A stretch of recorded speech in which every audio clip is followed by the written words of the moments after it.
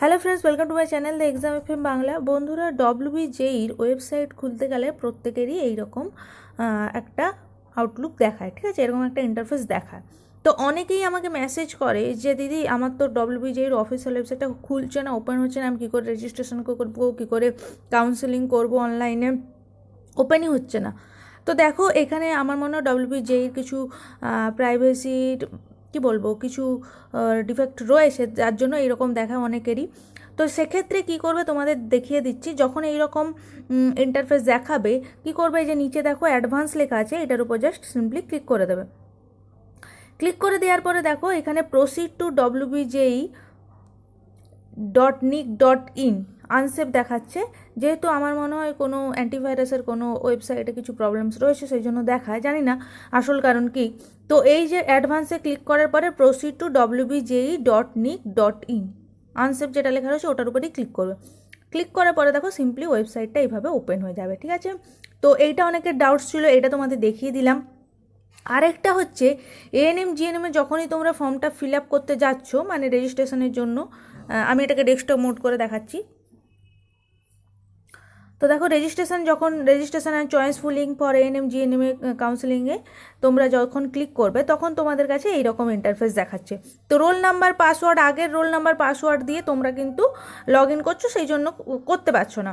তো এটা যেহেতু তোমাদের নতুন করে কাউন্সেলিং হচ্ছে, যারা নিউ ক্যান্ডিডেট মানে রেজিস্ট্রেশন করোনি, কাউন্সেলিং প্রক্রিয়া এখন অংশগ্রহণ করোনি, তাদেরকে কী করতে হবে, আগের যে রোল নাম্বার পাসওয়ার্ড দিয়ে রেজাল্ট দেখেছিল ওইটা নয়, এখানে নিউ ক্যান্ডিডেট রেজিস্ট্রেশনে কিন্তু ক্লিক করে করতে হবে। সেখানে তোমাকে একটা পাসওয়ার্ড ক্রিয়েট করতে হবে, সেই পাসওয়ার্ড আর রোল নাম্বার সিকিউরিটি পিন দিয়ে তোমাকে পরে লগ ইন তুমি করতে পারবে। তো এই রোল নাম্বার আর পাসওয়ার্ড তোমাকে আগে নিউ রেজিস্ট্রেশন করে তোমাকে ওই রেজিস্ট্রেশনের যে ফি সেগুলো সাবমিট করার পরেই তখনই যে প্রসেসটা কন্টিনিউ প্রসেস, আমি আগে ভিডিও দিয়েছি কিভাবে ফোন দিয়ে সম্পূর্ণ কাউন্সেলিংটা করতে পারবে, তার একটা ভিডিও দিয়েছি। যারা এখনও দেখোনি, ডেসক্রিপশন বক্সের লিঙ্ক রয়েছে অথবা আই বাটনে দেখতে পাবে, সেখানে ক্লিক করে ফেলো, ঘরে বসেই করা যাবে, ঠিক আছে। তো সেখানে একটা পাসওয়ার্ড ক্রিয়েট করতে বলা হচ্ছে, সেইটা এখানে দিতে হবে। পরে ধরো তুমি পরে আবার কোনো দিনও দেখতে চাইছো যে মানে একবার রেজিস্ট্রেশন তুমি যেটা হচ্ছে 300 টাকা পে করে দিয়েছো, ঠিক আছে, তুমি চয়েস ফিলিং অ্যান্ড লকিং করোনি, পরে করবে, সেক্ষেত্রে কী করবো, ওখানে অতদূর সাবমিট হয়ে গেল। তারপরে তোমাকে এই রোল নাম্বার রেজিস্ট্রেশন পাসওয়ার্ড দিয়ে আবার ক্যাপচা কোড মানে এই সিকিউরিটি পিন দিয়ে আবার লগ ইন করে আবার তুমি কিন্তু ওই চয়েস ফিলিং অ্যান্ড লকিংটা করতে পারবে, ঠিক আছে। তো ওইটা দিয়ে বারবার কিন্তু লগ ইন করে তুমি করতে পারবে চয়েস ফিলিং অ্যান্ড লকিং, যেটা 6 তারিখ অর্থাৎ 6 তারিখ থেকে স্টার্ট হয়ে গেছে লক করা, চয়েসগুলোকে লক করা 6 তারিখ থেকে স্টার্ট হয়ে গেছে, এবং 9 তারিখের উইদিন 9th নভেম্বর তোমাদের কিন্তু কমপ্লিট করে ফেলতে হবে। তো এক্ষেত্রে আরও দুটো সমস্যা দেখা যাচ্ছে, যেগুলো তোমাদের আমি বলে দিচ্ছি। যে অনেকেই আমাকে জিজ্ঞেস করেছো ISD কোডটা কি। ISD কোড মানে আমাদের মোবাইল নাম্বারের, আমাদের ইন্ডিয়ার ISD কোড হচ্ছে 91। তো প্রত্যেকেরই 91ই লেখা থাকবে ওখানে তোমাকে আলাদা করে সিলেক্ট করতে হবে না, ঠিক আছে।